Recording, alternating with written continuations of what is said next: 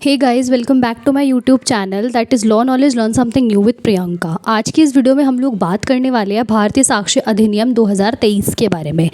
तो बेसिकली ये जो वीडियो है ये सिर्फ रिवीजन पर्पस के लिए है, मतलब जिसको पहले से जिसने पढ़ी हुई है भारतीय साक्ष्य अधिनियम और उसको सिर्फ एक क्विक रिवीजन चाहिए जिसे, तो ये सिर्फ उन लोगों के लिए है क्योंकि मैंने इसमें बहुत ही मतलब बेयर एक्ट से ही करा है, बट बहुत शॉर्ट में नोट्स बनाए हैं, मतलब 1 और 2 लाइन में, कि आपको सिर्फ पढ़ना है। ये एग्ज़ाम के पहले सिर्फ पढ़ना है और आपको पढ़ के तुरंत समझ में आ जाएगा। अगर आपके पास इतना टाइम नहीं है तो आप ईयरफोन लगाकर इसको सुन भी सकते हैं, ठीक है। तो ये एक्ट नंबर 47 है 2023 का। 25 दिसंबर 2023 में इसको प्रेसिडेंट की एसेंट मिली थी और 1 जुलाई 2024 में ये हमारा कमेंसमेंट में आया था। इसमें टोटल 4 पार्ट्स हैं, 12 चैप्टर्स हैं और 170 सेक्शंस हैं। ये हमें याद होना चाहिए, पेपर में आता है ये चीज़ें क्योंकि, ठीक है।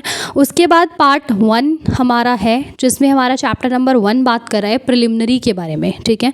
तो सेक्शन 1 क्या बोलता है? सेक्शन 1 हमारा शॉर्ट टाइटल एप्लीकेशन कमेंसमेंट है।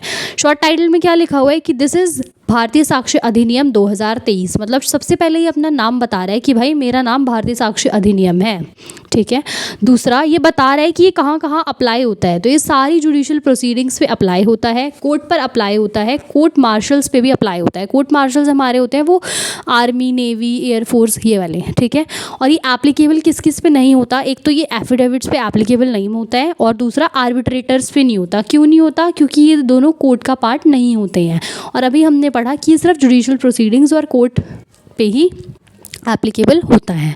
उसके बाद है सेंट्रल गवर्नमेंट नोटिफिकेशन इन ऑफिशियल गैजेट। सेंट्रल गवर्नमेंट जो है वो ऑफिशियल गैजेट में नोटिफिकेशन देके इसको कमेंसमेंट में ला सकती है। उसके बाद सेक्शन 2 बात कर रहे हैं डेफिनेशन की, जिसमें सबसे पहली डेफिनेशन हमारी कोर्ट की है। तो कोर्ट क्या होता है? जहाँ पर जजेस और मैजिस्ट्रेट्स काम करते हैं उसको कोर्ट बोला जाता है। आप ना एक काम करना, इस वीडियो के साथ में एक बेयर एक्ट भी रख लेना अपनी, ताकि आपको समझ में आ जाएगी, ठीक है। तो अगर आप बेयर एक्ट देखोगे और साथ में मेरी इस वीडियो को सुनोगे तो आपको अच्छे से समझ में आ जाएंगी सारी चीज़ें।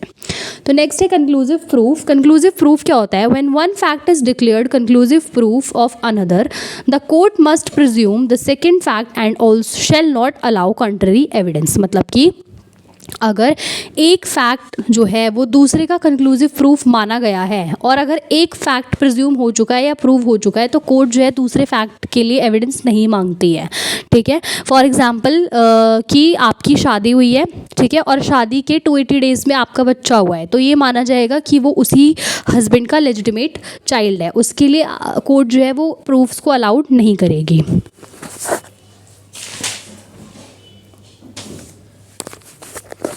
अब नेक्स्ट है डिस्प्रूव्ड। डिस्प्रूव्ड क्या होता है? Court believes it does not exist और believe its not existence is so probable that a prudent man would act on assumption. Disprove होता है कि मतलब एक एक्ट एग्जिस्ट ही नहीं करता, ठीक है, या फिर कोई अगर नॉर्मल इंसान भी होगा ना वो भी देख के कह देगा कि हाँ ये चीज़ हो ही नहीं सकती, ठीक है। तो जब कोई, और इसको हम ये भी बोल सकते हैं, जब कोर्ट को कोई बात झूठ लगती है तो वो डिस्प्रूव्ड मानी जाती है। उसके बाद हमारा है 2D में डॉक्यूमेंट। डॉक्यूमेंट्स हमारे बाय लेटर्स, फिगर्स और मार्क्स होते हैं। ये इंपॉर्टेंट टर्म्स हैं जो मैंने लिखी हुई हैं, तो आप इन इंपॉर्टेंट टर्म्स का ध्यान रखना। उसके बाद आता है एविडेंस। एविडेंस क्या होता है? All statements electronically given under inquiry are oral evidence. मतलब इंक्वायरी में जो भी स्टेटमेंट्स दी जाती हैं उनको ओरल एविडेंस बोला जाता है। इलेक्ट्रॉनिक और digital records produce from the inspection of court are documentary evidences. और जो हमारे कोर्ट में प्रोड्यूस होते हैं इलेक्ट्रॉनिक और डिजिटल रिकॉर्ड्स इंस्पेक्शन के बाद में, उनको बोला जाता है डॉक्यूमेंट्री एविडेंस, क्योंकि वो डॉक्यूमेंट्स के फॉर्म में होते हैं, ठीक है। उसके बाद है फैक्ट, 2F में है anything which can be heard, feel, taste और स्मेल और the thing which is present in someone's subconscious mind. मतलब कि कुछ भी ऐसी चीज़ जो हमने देखी है, महसूस करी है, 5 सेंसेस से हमने जो महसूस करी है, देखी है, ठीक है, खुद देखी है, तो वो हमारे फैक्ट्स माने जाते हैं। उसके बाद है fact in issue. When the case depends on the matter is called fact in issue। मतलब जब केस एक मैटर पे डिपेंड करता है तो वो मैटर या वो फैक्ट क्या बन जाता है? Fact in issue. जैसे कि फॉर एग्जांपल कि रोहन ने कल खाना खाया, ये हो गया हमारा फैक्ट, ठीक है। अब हमें प्रूफ करना है क्या रोहन ने खाना खाया था, तो अब ये हमारा क्या हो गया? फैक्ट इन इशू हो गया। उसके बाद बोला गया है whenever in CPC any court record on issue of fact the fact can be asserted और denied in the answer such fact in issue. लेकिन जब हम CPC की बात कर रहे हैं तो अगर हम एक क्वेश्चन अराइज करते हैं किसी भी फैक्ट से, उसका जो भी आंसर निकल के आता है हमारे पास वो फैक्ट इन इशू माना जाता है। ठीक है, उसके बाद है हमारा 2H में है मे प्रिज्यूम। मे प्रिज्यूम क्या होता है? डिस्क्रिशन ऑफ द कोर्ट, मतलब कोर्ट की मर्जी है, अगर अज्यूम करना है कर लो, नहीं करना मत करो, एविडेंसेस ले लो।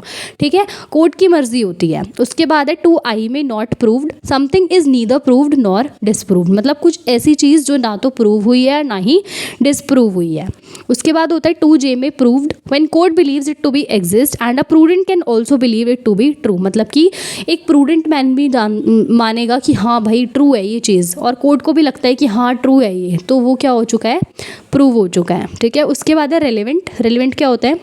When one fact is connected with the other, जब एक फैक्ट दूसरे फैक्ट से कनेक्ट करता है तो वो आपस में रेलिवेंट फैक्ट्स माने जाते हैं। उसके बाद है 2L में shall presume, court has to believe that it is true unless the evidence given and disproved।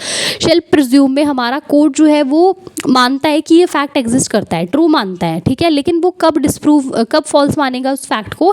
जब उसको डिस्प्रूव कर दो, जब आप उसके अगेंस्ट में कोई फैक्ट दे दो। ठीक है, जैसे कि फॉर एग्जाम्पल एक टीचर है, उसने बोला कि भाई तुम कल होमवर्क करके आए हो आज, एक स्टूडेंट से बोला, उसने बोला हाँ मैं करके आया हूँ मैम, और उसने दिखा दी कॉपी।